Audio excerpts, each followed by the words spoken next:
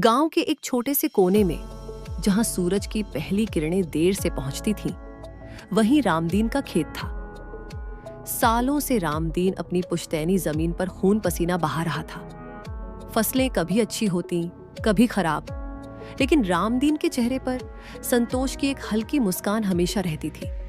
उसकी पत्नी राधा भी हर सुख दुख में उसके साथ खड़ी रहती थी। उनकी जिंदगी सादगी भरी थी। एक तपती दोपहरी थी। रामदीन अपने खेत में हल चला रहा था। मिट्टी इतनी सख्त थी कि हल चलाना मुश्किल हो रहा था। अचानक हल्का फाल किसी सख्त चीज से टकराया। रामदीन ने सोचा कोई बड़ा पत्थर होगा। उसने जोर लगाया, लेकिन हल हिला भी नहीं। पसीना पोंछते हुए रामदीन ने कुदाल उठाई और उस जगह को खोदना शुरू किया। थोड़ी ही देर में मिट्टी हटते ही एक पुराना जंग लगा हुआ बक्सा दिखाई दिया। रामदीन की आंखों में हैरानी थी। उसने कभी सोचा भी न था कि उसकी जमीन के नीचे कुछ ऐसा भी हो सकता है। बक्सा भारी था।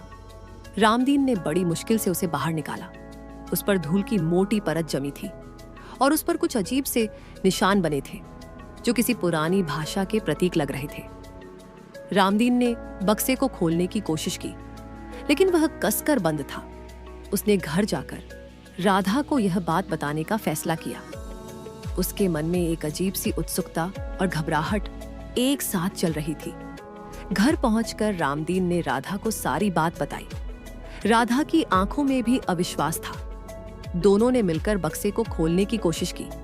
हथौड़ा और छेनी की मदद से आखिरकार बक्सा खुल गया। अंदर का नजारा देखकर उनकी आंखें फटी की फटी रह गईं। बक्सा सोने के सिक्कों से भरा हुआ था। चमकते हुए पुराने सिक्के एक एक करके रामदीन ने उन्हें बाहर निकाला। सिक्कों पर भी वही अजीब से निशान थे जो बक्से पर थे। रामदीन और राधा को विश्वास नहीं हो रहा था।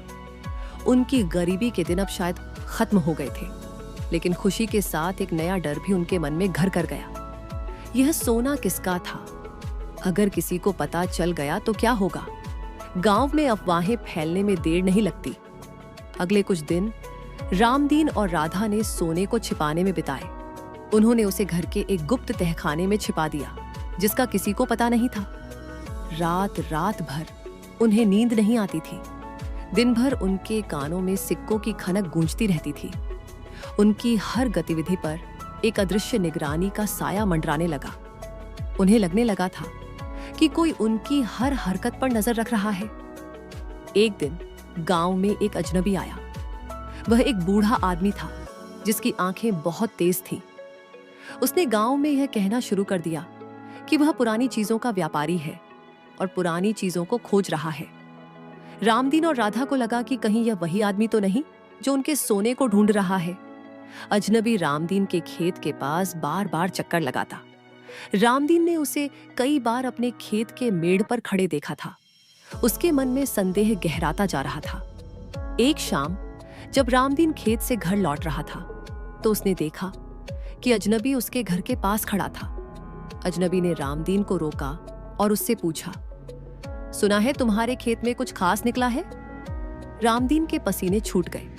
उसने तुरंत बात बदल दी और कहा, नहीं तो ऐसा कुछ भी नहीं है। अजनबी मुस्कुराया और बोला, तुम्हारे चेहरे पर चिंता साफ दिख रही है रामदीन। यह सोना तुम अपने पास नहीं रख पाओगे। रामदीन डर गया। उसे लगा कि अजनबी को सब पता चल गया है। उसने अगले ही दिन राधा से बात की और फैसला किया कि उन्हें इस सोने को सुरक्षित जगह पर ले जाना होगा।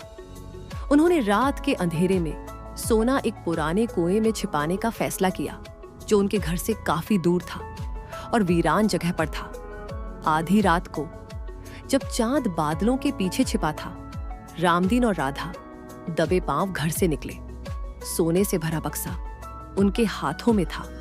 हर आहट उन्हें डरा रही थी। उन्हें लग रहा था कि कोई उनका पीछा कर रहा है। जैसे ही वे कुएं के पास पहुंचे, उन्हें झाड़ियों के पीछे से कुछ आवाज सुनाई दी। रामदीन ने बक्सा राधा को पकड़ाया और बोला, तुम भागो, मैं देखता हूं कौन है। राधा बक्सा लेकर भागी। रामदीन ने झाड़ियों की तरफ देखा। तभी एक साया झाड़ियों से बाहर आया। वह अजनबी था। अजनबी ने रामदीन पर हमला किया। रामदीन ने हिम्मत से उसका सामना किया, लेकिन अजनबी मजबूत था। दोनों के बीच जबरदस्त हाथापाई हुई। उधर राधा कुएं के पास पहुंच गई थी। उसने बक्से को कुएं में फेंकने की कोशिश की, लेकिन तभी अजनबी के 2 और साथी वहां आ गए। उन्होंने राधा को पकड़ लिया। राधा ने बक्सा जमीन पर गिरा दिया। सोने के सिक्के बक्से से बाहर बिखर गए और चांदनी में चमकने लगे। अजनबी, जिसने रामदीन पर हमला किया था, अब राधा के पास आ गया था।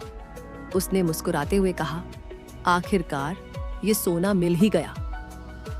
उसने सिक्कों को उठाना शुरू किया।